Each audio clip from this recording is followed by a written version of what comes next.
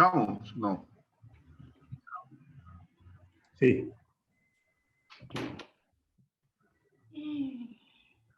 Ok. Buenas tardes. Gracias por acompañarnos en este lanzamiento a través de Zoom. Ustedes saben que la pandemia de alguna forma nos alejó, pero también paradójicamente nos acercó. En otros tiempos, encuentros como los que se hacen ahora no podrían si la gente no tuviese que moverse de su sitio, país. El tema de los horarios pues nos complica.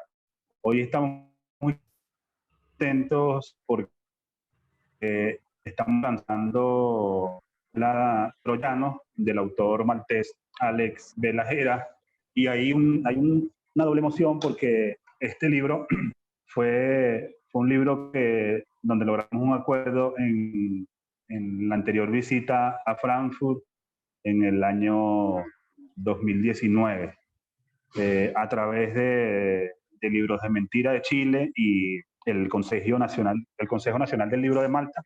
Logramos tener esta edición para Colombia de la novela Troyano, y bueno, hoy queremos compartir con ustedes el lanzamiento. Nos acompaña su autor, Alex Vera Gera, desde Bruselas, si no me equivoco, que está viviendo ahora, y Mario Cárdenas, que será el que llevará la charla en esta tarde. Como Alex habla inglés, tenemos a alguien que nos va a ayudar con algunas preguntas para él, para que vayan entendiendo el evento. Gracias a todos los que están acá. Gracias a Alberto Sáez y Juan Mercerón, que son parte del equipo editorial de Libros del Fuego, y muy bienvenidos a este encuentro.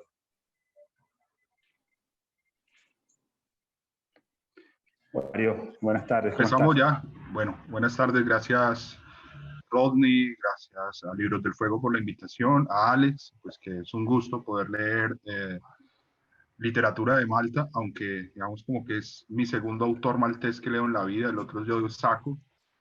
Es un autor de historietas, que es el otro campo donde trabajo.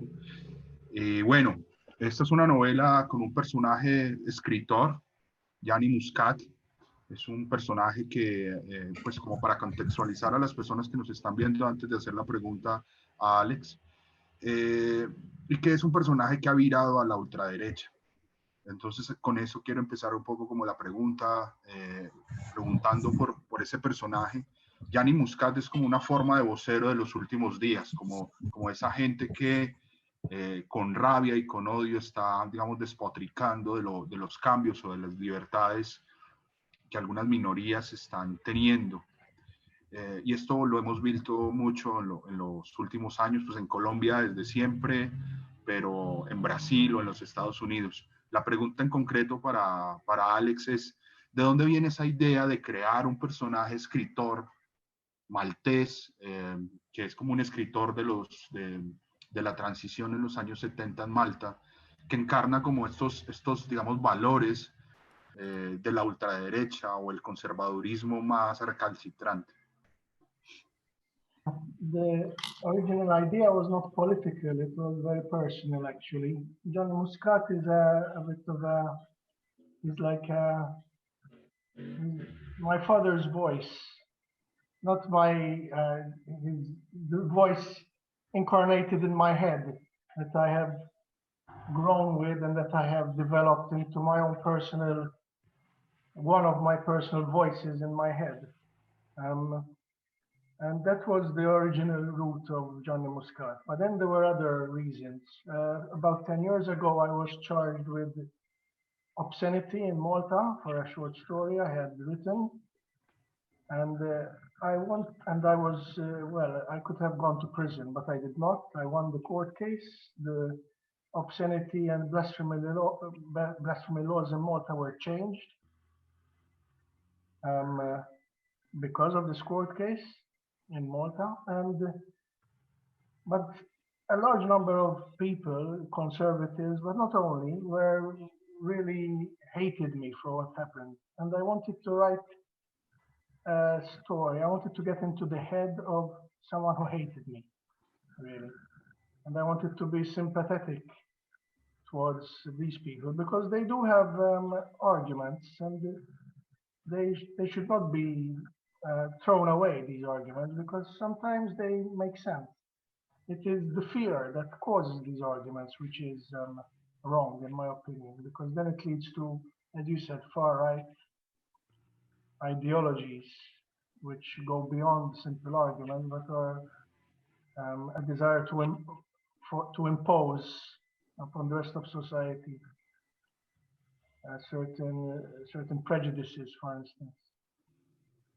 And I also wanted to pay homage to Maltese literature, which I'm an outsider in Maltese literature, unlike most Maltese writers. And I wanted to pay homage to this world which I am outside of through the creation of a writer who was also a bit of an outsider.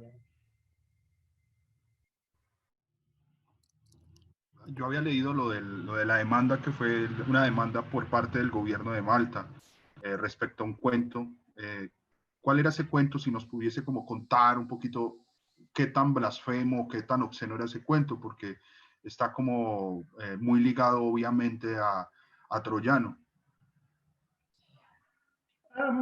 It was a short story, a very short story, just 2 pages long, which I had written back in the 1990s, because I should maybe give a bit of a background that Maltese literature until 20 years ago was quite conservative.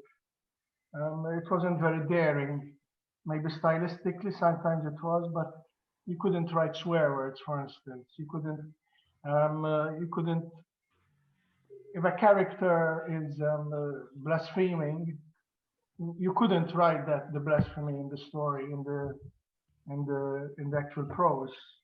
There was a lot of euphemisms used about sexuality, for instance, as well. And I felt I wanted to write something in Maltese which did away with these things.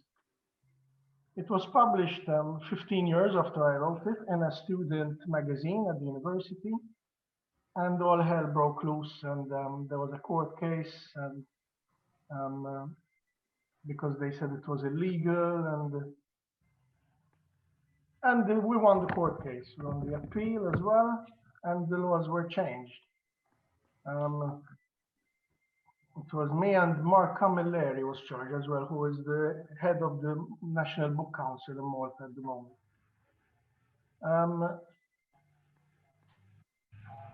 The link with the Trojan is simply that I wanted to create a character who would have wanted me to be punished for writing, for daring to write that story and to have it published for polluting kind of the Maltese literature with my trash, with my rubbish, with my dirt. And I wanted to get into the head of one of those people. If I may add quickly, the story was simply a first-person narrative by a man who is, well, a serial, he doesn't treat women right, basically. And it ends with a rape, actually, a date rape. And he doesn't even realize he's raping the woman because he's so desensitized to the other person's feelings. And I wrote it from his point of view with the voice, with actually an actual person I actually had met when I was younger, who spoke exactly as I wrote. So it was very true to life. But yeah, that's what the story was about, really. Alex, yo leyendo el Troyano recordé unas novelas que tal vez usted, no sé si haya podido leer en algún momento, no sé qué tan buena es la circulación de literatura latinoamericana en Malta o en Bélgica, donde usted vive actualmente, y pensaba en personajes o la forma como se descarnan o cómo describen las sociedades en las que habitan, personajes de libros como El Desbarrancadero de Fernando Vallejo o El Asco de Horacio Castellanes Moya, que también es como gente que termina siendo expulsada de su sociedad, o incluso Thomas Benhart. No sé si usted ha podido leer esos autores o en algún momento los haya escuchado, pero la pregunta además es, ¿cuáles son las referencias literarias que usted tuvo en cuenta o que hiló para armar el personaje central, que es el escritor Muscat? No. What do you mean by references exactly, though? I mean, like influences, influences. I can't say really. It's not because I'm trying to be clever and say, oh, I wasn't influenced. It's not that at all. But it's like, let me tell you, one of my first inspirations, not for the character, but for the actual book, was to write a novel about a man who has the most boring life imaginable. He never, well, nothing really happens in the novel. He just lives his life. And it's a very boring life. Obviously, then when I wrote the book, it did not remain that way. But there are hints of that in the book. And that was what inspired me. That was a novel by Karel Čapek, who's a Czech writer from the 1920s and 30s, who had written a novel about a railway station manager, and literally nothing of interest, of excitement happens in this novel, but it's really beautiful and it captivates you. And I had read that back in the 90s as well, and it had always stayed in my mind that it's something which is a worthy pursuit, to try and write a novel about a character who's very dull, because characters and protagonists are always too exciting, you know, and sometimes life is not that way at all. And the challenge of life is to face the boredom of it sometimes. Although 2020 hasn't been that boring, but maybe it has, I don't know. So that was an inspiration. Other than that, it was not literature which inspired me. It's more like cinema. Someone like Antonioni, the Italian filmmaker. I am very inspired by cinema. Sometimes I feel that the books I write are really films, which I do not have the money and the skill to make. So I write them into books instead. And Antonioni's idea of slow time, how things happen slowly, and also perhaps other Maltese novels inspired me. Not specific novels, but the subjects which they deal with, which is always about some anti-hero. And Johnny Muscat, in a way, is a kind of anti-hero in my mind. So, yeah. Muy bien, esa digamos, forma de desencanto del antihéroe que es Gianni, termina siendo, pues porque además hay otras voces, ahí está la voz de la esposa, su hijo drogadicto, ahí está la voz de un escritor contrario, pero antes de pasar a eso, la novela claramente es un retrato y una tensión explícita entre las libertades y los ultraconservadores. A medida como que hay más libertades, los ultraconservadores avanzan mucho más. ¿Eso qué tan fuerte es en Malta? Porque me llama la atención descubrir que en la novela Malta es como un laboratorio muy directo de esto, o sea, de unos desencantados y unas libertades que se han avanzado, pero unos ultraconservadores que han tomado mucha más campo y espacio.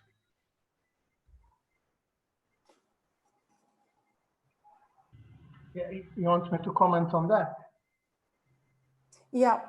Okay. Yeah, Johnny Muscat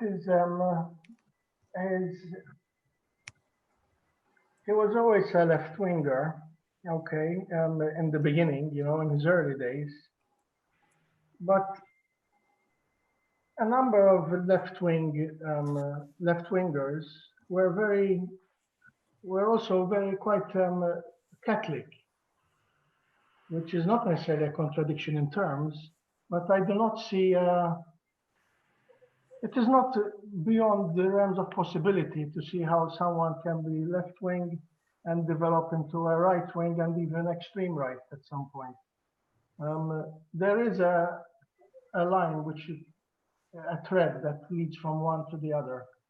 And usually it's a thread, as you said, of disappointment, of disillusion, and of being threatened, of feeling threatened. And that's what Johnny Muscat is. He's a person who feels threatened personally by changes. And Malta has gone through some huge social changes in recent years. In the last 15 years, Malta was one of the few countries that did not have divorce, for instance, and now there is divorce. It was a big, big change, which people didn't imagine would happen so quickly. So much so that now even abortion is beginning to be debated in the public sphere. And until 3-4 years ago, it was unheard of, literally, that such a thing would be spoken about in public. Also, gay rights, gay adoption, gay marriage, and all that stuff, which Malta was one of the world leaders in introducing, actually, as law. These things are very threatening to someone like Johnny Muscat.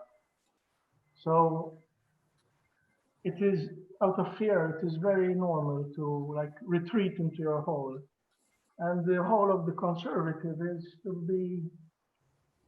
to want to create more controls, more say not division, but to really compartmentalize society into those who are accepted and those who are not.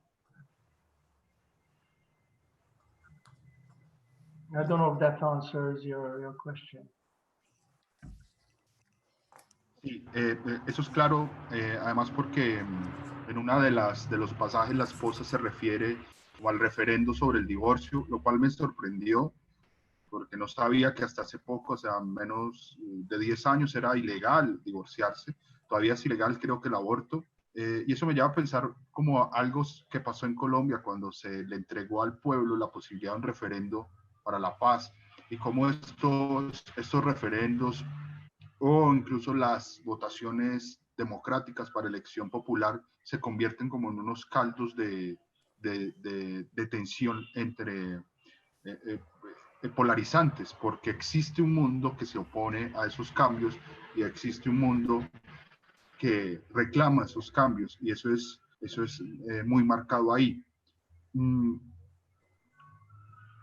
No sé si desde Malta han podido ver casos similares de referendos o luchas o disputas polarizantes en otras partes del mundo, o qué tan atentos están a lo que pasaba, por ejemplo, en el Brexit en Reino Unido o en las elecciones hace unas semanas en los Estados Unidos.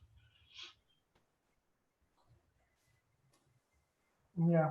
Well, polarization of society seems to be the new normal now. And not that there wasn't before, but it's becoming ever more extreme because, in my opinion, due to social media. I don't think I'm saying anything new here, of course. I think social media is making polarization almost an unreversible situation, which is very worrying, actually. In Malta's case, yeah, there's a lot of polarization. There are two main political parties, and some similar to the United States. And there's a lot, what I feel creates the polarization, which makes it even worse, is that there's a certain admiration for strongmen in power.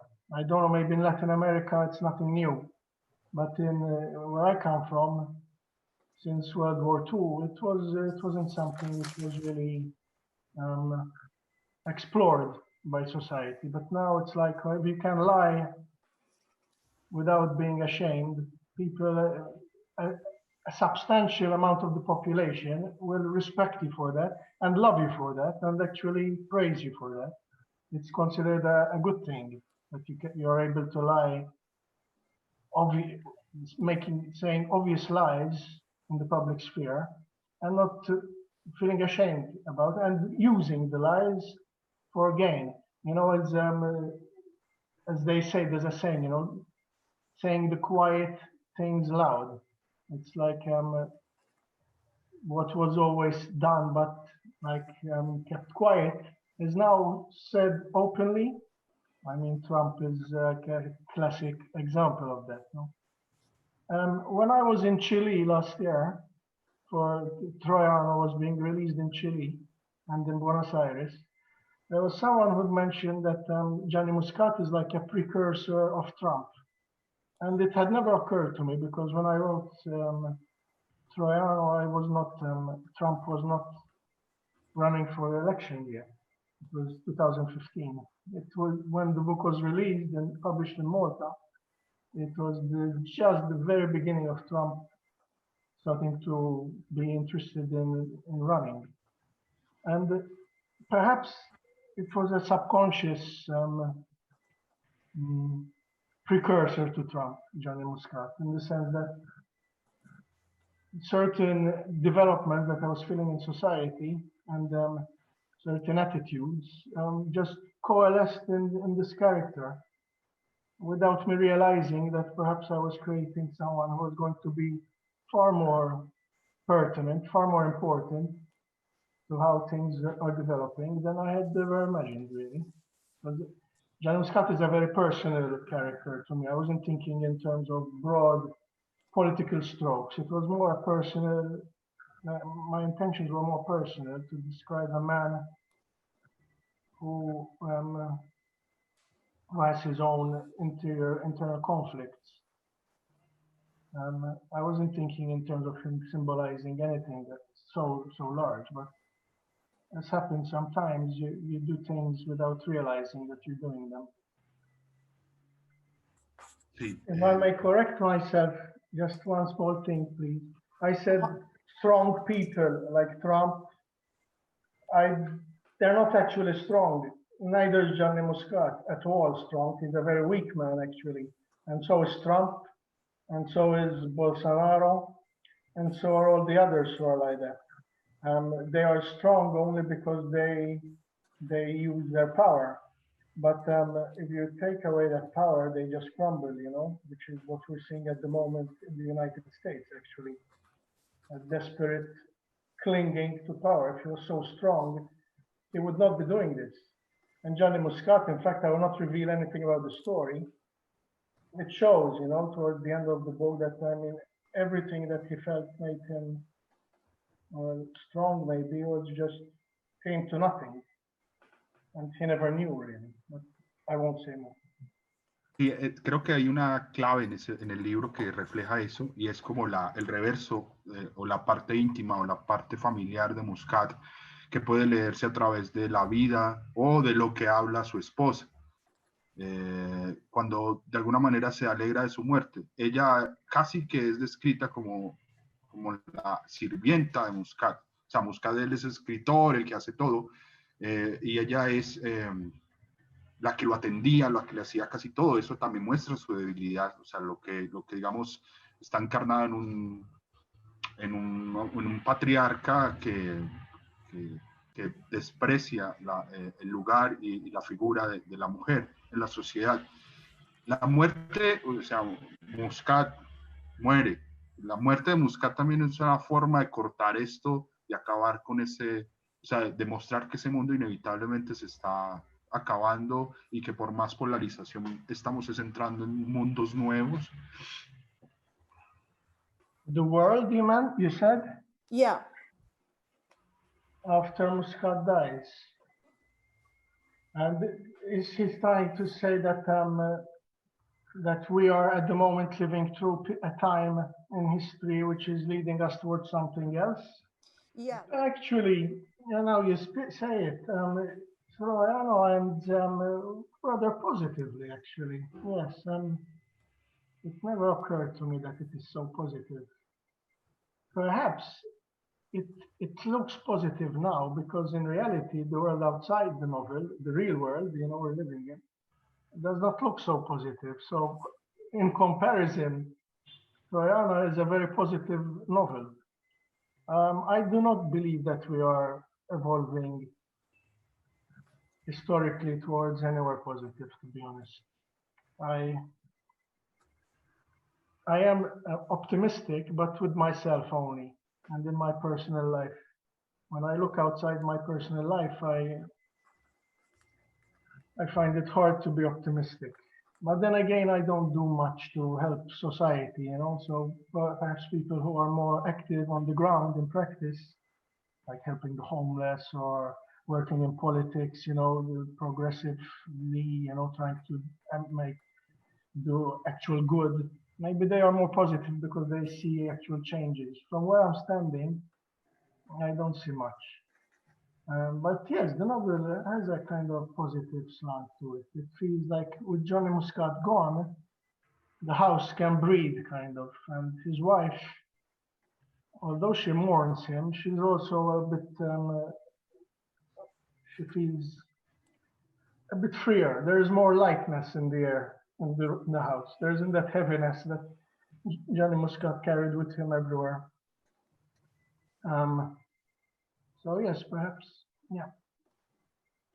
Okay. It's a good book to read to take some comfort. Bueno, una última pregunta, Alex. Hay un escritor que es digamos, como la otra cara de Gianni Muscat, que representa como la figura del escritor acomodado, superventas. En Colombia, digamos, hay un término para eso como social acomodado, social bacano, que antes estaba como de cierto lado de las instituciones, pero ahora se acomoda a las instituciones y sirve a las instituciones y disfruta de las instituciones o de las arcas de las instituciones.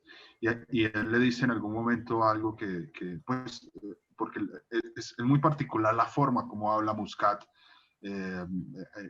como conecta como expresiones muy particulares o muy comunes, y él le dice como la gente como tú con su egoísmo ha roto todo lo bello en este mundo, el mundo moderno lo hicieron ustedes son los verdaderos diablos, pues, y ahí sigue diciéndole como alrededor.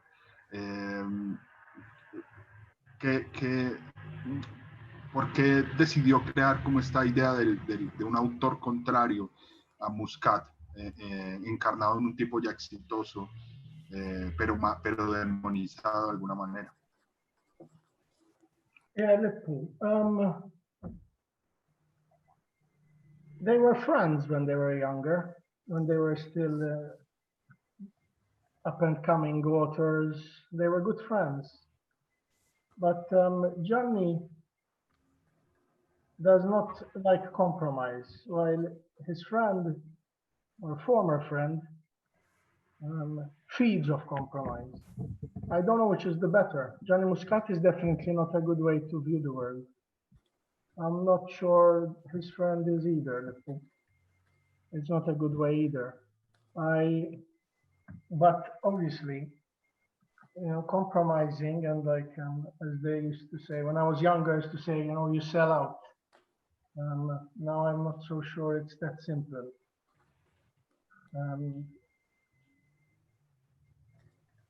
There's a certain cheapness about his friend, about Lippu, that Johnny can't stand, because it's like he has sold his soul kind of to the culture that is predominant. And to Johnny, that is not just bad, not just weak. It also is it's sinful to him, because he's contributing to the further cheapening of the world around him and the further banalization of everything. I feel that Johnny Muscat's judgment of his friend is a bit unjust. Very unjust. In a way, Johnny Muscat banalizes the world around him even more than his friend, by the way he divides everything between good and bad, and what you can do and what you can't do, and that is evil and that is good, That's ridiculous. It's not how things work, really. So, to be very honest with you, if I was in the book, I would be more like a Lippo character, although I can't stand the guy. I can't stand him, but I would have been more like him. The way I live my life is more like Lippo than like Johnny, although there's a lot of Johnny in me. There's a lot of Lippo as well. I think I am somewhere not in between, but more towards Lippo.